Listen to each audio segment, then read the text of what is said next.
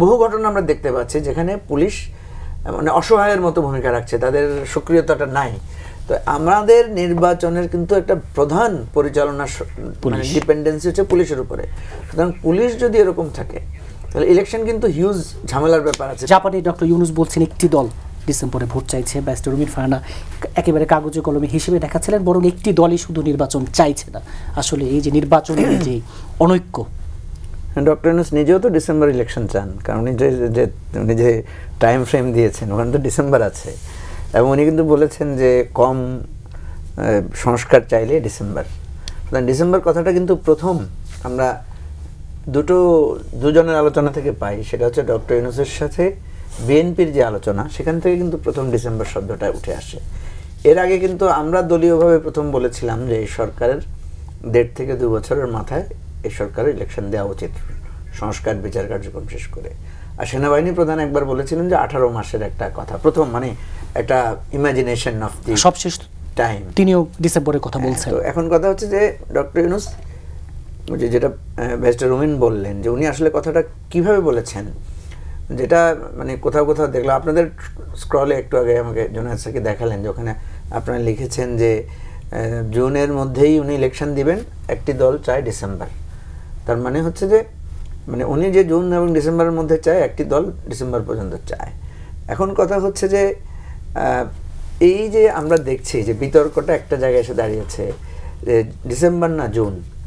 দেখেন এখানে তো সব কিছুর উপরে নির্ভর হচ্ছে, এই কথাটা আমি গত কয়েকদিন ধরে বিভিন্নভাবে বলার চেষ্টা করেছি যে ডিসেম্বরে করতে অসুবিধা কোথায়। দেখেন আমি আপনাকে একটা সহজ হিসাব দেই, সংস্কারের এখন যে জায়গায় আমরা এসেছি, সংস্কার কমিশন 2 তারিখ আমাদের সাথে একটা মিটিংও দিয়েছে রাজনৈতিক দলগুলোর সাথে।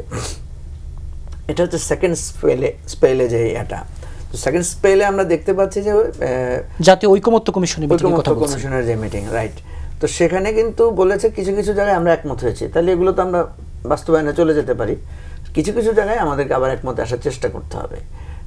তাইলে আগামী 2-3 মাসের মধ্যে তো আমরা সংস্কারের কিছু কার্যক্রম বাস্তবায়ন শুরু করে দিতে পারি।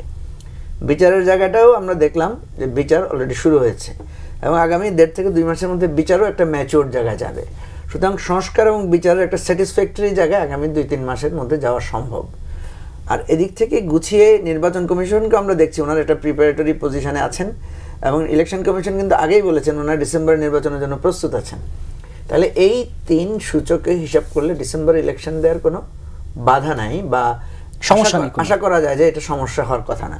তবে হ্যাঁ, প্রফেসর ইউনুসের সাথে আমাদের যখন মিটিং হয়েছিল ওখানে উনি একটা মানে ওনার একটা কনসার্ন রেইজ করেছিলেন যে আইন শৃঙ্খলা পরিস্থিতিতে পুলিশের ভূমিকা, সবশেষ যে মিটিং, হ্যাঁ সবশেষ মিটিংয়ে যেটা দেখা যাচ্ছে, যেমন আপনি দেখবেন যে চট্টগ্রামে গত কালকে বা পরশু, সম্ভবত গত পরশু একটা খুবই দুর্ভাগ্যজনক ঘটনা ঘটেছে। একটা ছাত্রীকে দেখা গেল লাথি মারা হচ্ছে পেছন থেকে।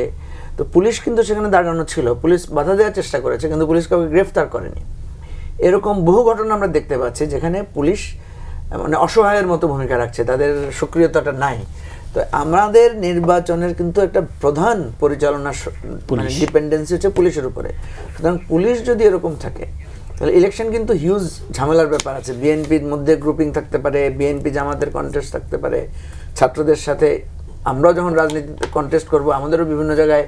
তো এই জায়গাটায় পুলিশ যদি এবং প্রশাসন যদি একটা নিরপেক্ষ ভূমিকা রাখতে না পারে, প্রফেসর ইউনুসের এই কনসার্নটাকে আমি মনে করি যে কিছুটা মানে গুরুত্ব দেওয়ার মতো, যে এই জায়গায় ইলেকশনটা কোনো খারাপ ইলেকশন হয়।